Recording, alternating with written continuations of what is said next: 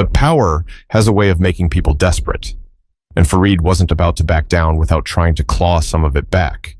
Farid straightened in his chair, his face a mask of forced composure, but his eyes betrayed him. The cool arrogance was gone, replaced with something closer to unease, maybe even fear. Still, he wasn't the type to accept humiliation quietly. He cleared his throat, voice heavy with a forced calm. "You think because you can speak a language, you're my equal?" His Arabic rang sharper now, less playful, more defensive. Danielle didn't blink. "I don't need to think it, I know it." She paused, her words deliberate. "And your language doesn't belong to you. It belongs to anyone willing to respect it, which clearly you don't." The associate shifted again, tugging at his blazer as though wishing he could sink into the floor. "Farid, maybe we should—" Farid cut him off with a hand. He leaned forward, lowering his voice, though the venom still dripped. "You're nothing more than a server. Do you really think your little performance changes anything? Money decides power. Always has, always will." Danielle tilted her head slightly, her expression calm but unyielding. "Money may buy you the best seat in the house, but it doesn't buy you respect. That has to be earned." His jaw tightened. He picked up his fork, stabbed a piece of bread, and bit into it hard. His movements were sharp, meant to signal control, but they betrayed his frustration. Nearby, the couple by the window whispered to each other, eyes locked on the scene. Another man at the bar shifted his stool slightly, pretending to look at his phone but clearly listening. The energy in the room wasn't subtle anymore. Everyone was waiting, watching. Farid slammed the fork down. "Do you know who I am?" Danielle leaned in just a touch, her voice lowering. "Do you know who you are, without all this?" She gestured subtly toward his tailored suit, his watch, the glass of water on the table. The words landed like a stone dropped into still water. Farid's face hardened, his confidence wobbling. He wasn't used to being questioned like that, not by business rivals, not by employees, and certainly not by a waitress. His associate finally spoke, voice hushed but urgent. "She's right, Farid. People are looking. Let's not—" "Silence!" Farid snapped, switching back to Arabic, his face flushed, his hand tightening around his glass. "You think this woman deserves respect? She's just playing games." Danielle crossed her arms lightly, her stance relaxed but strong. "Games?" She repeated in Arabic, her pronunciation crisp, her words echoing his with confidence. "No, this is life, and every word you've spoken here reveals more about you than it does about me." The silence that followed was suffocating. Even the kitchen staff, partially visible through the swinging door, had slowed down, curious about the storm brewing out front. Danielle didn't falter. She leaned back slightly, letting her presence speak for itself. Her voice softened, but the steel inside it remained. Respect isn't handed down like a paycheck. It's given freely, or not at all. And right now, no amount of money in your bank account can buy back what you've just lost in this room. Farid looked around. Every eye was on him. Some filled with curiosity, others with quiet judgment. His chest rose and fell faster now, his carefully curated calm slipping further away. He forced a laugh, though it came out strained. "This is ridiculous. You're making a scene." Danielle shook her head, her voice cutting the air with finality. "No, sir. You made the scene the moment you opened your mouth." For a moment, nothing moved. Not a glass, not a fork, not even the air itself. The confrontation was laid bare, impossible to ignore. But the story wasn't just about this clash. It was about the truth behind Danielle's strength. A truth that would soon leave the room not just silent, but moved. For a long moment, the restaurant seemed to hover in suspended silence. Farid leaned back, clutching his glass as if gripping it might anchor him, but his hands betrayed a slight tremor.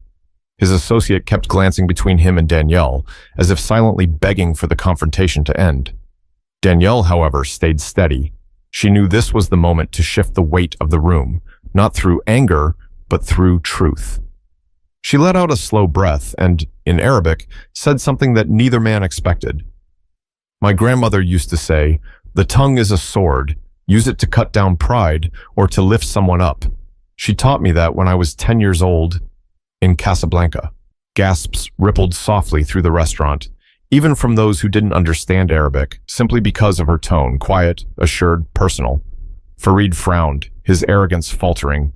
"Casablanca?" he echoed, disbelief lacing his voice. Danielle nodded, this time speaking in English so the entire room could follow. My father's job took us overseas when I was a child. My parents divorced, and I lived with my grandmother for years. She didn't speak English, so if I wanted to talk to her, if I wanted to really know her, I had to learn Arabic. She became my world. The language wasn't just something I studied. It was something I lived. Every market trip, every story at night, every prayer she whispered.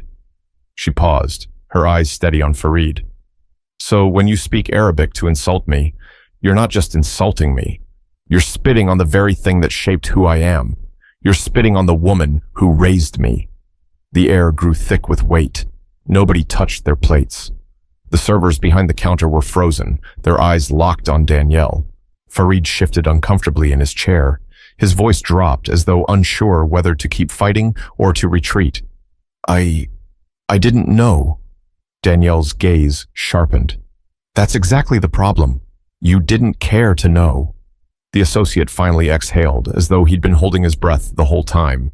He leaned forward, speaking softly to Danielle, his tone respectful in a way Fareed's never had been. Your grandmother, she sounds like she was a strong woman. Danielle softened just slightly at the mention.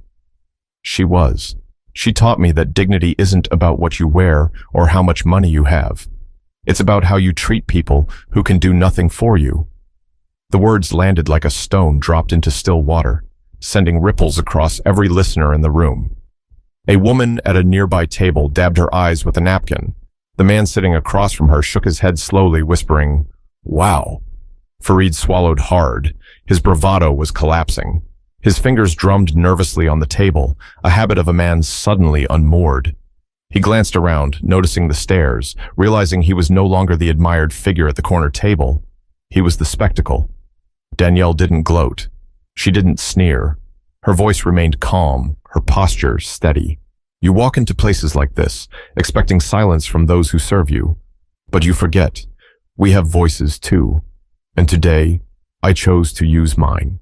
Her words echoed through the space. Fareed lowered his eyes briefly, the first crack of humility breaking through. The associate whispered something to him in Arabic, too quiet for others to catch, but Fareed didn't answer. He sat rigid, lost in thought. The rest of the room, though, wasn't lost. They were hooked, leaning into Danielle's story, into the unexpected turn of a waitress, revealing a history that demanded respect. But even as Fareed sat there, cornered by truth, the story wasn't over. The real turning point was about to arrive, when he'd be forced to decide how to respond in front of everyone watching. Fareed's polished composure was cracking like glass under pressure. His fingers tapped restlessly against the rim of his water glass, his eyes darting toward the door, then back to Danielle, then to the people watching.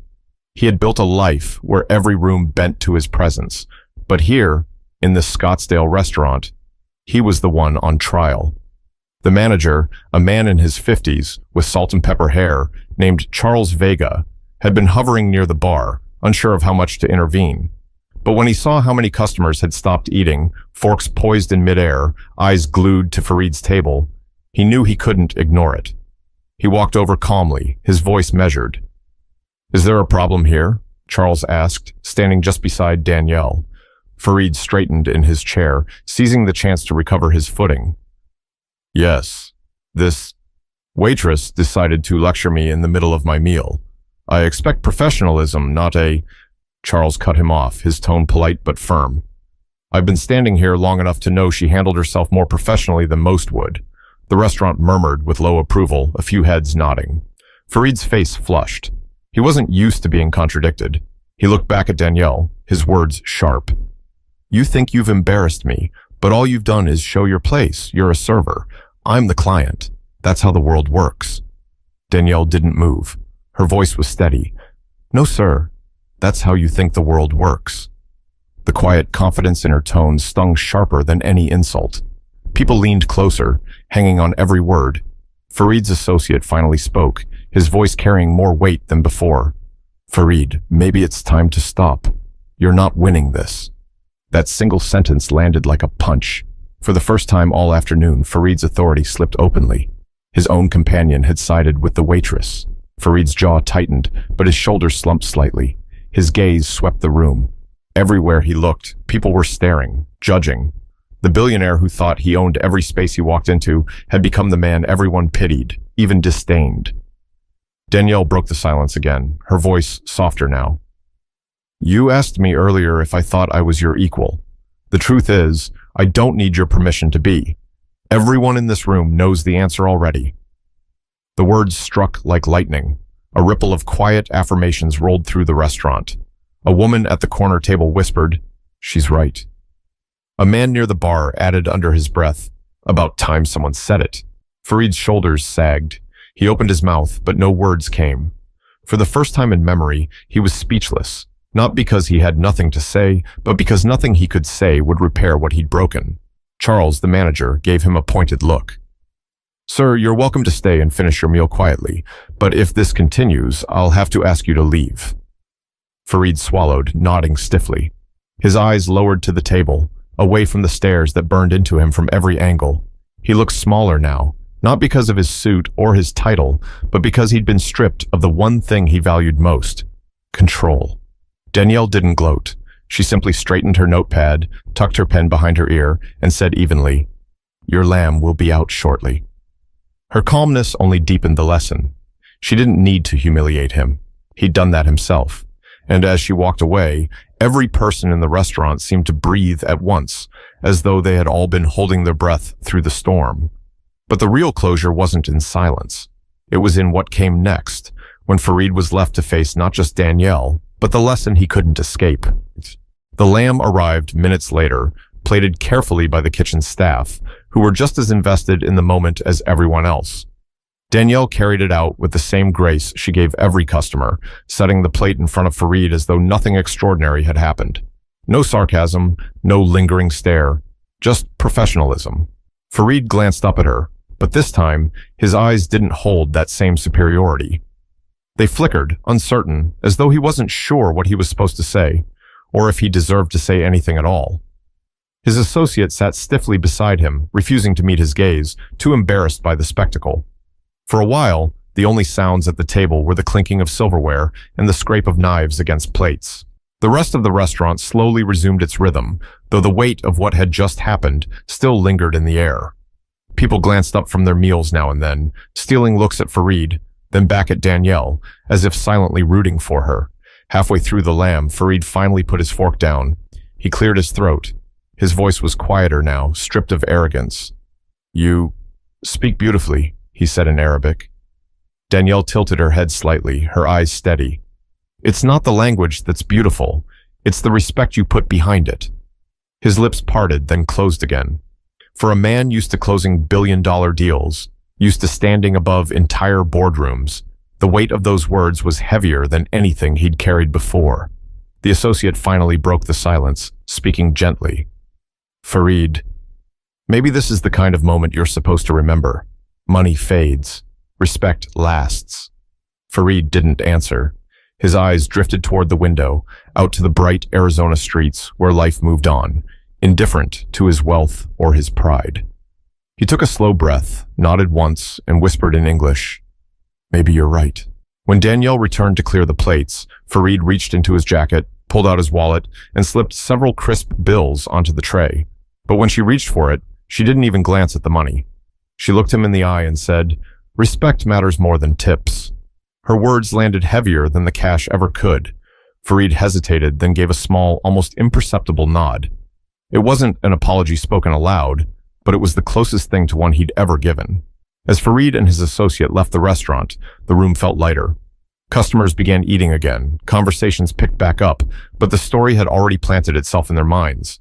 They had witnessed something rare, not just a clash, but a moment of truth. Charles, the manager, walked past Danielle and gave her a quiet pat on the shoulder. "Handled like a pro," he murmured. She just smiled faintly and went back to work. But the message lingered long after the door closed behind the billionaire. The truth was simple. Titles, money, and power might demand attention, but they can never command respect. That's something earned only by treating people with dignity. And sometimes, the strongest voices don't come from boardrooms or podiums. They come from the very people the world underestimates. So here's the lesson to take with you. Never assume you know someone's story. Never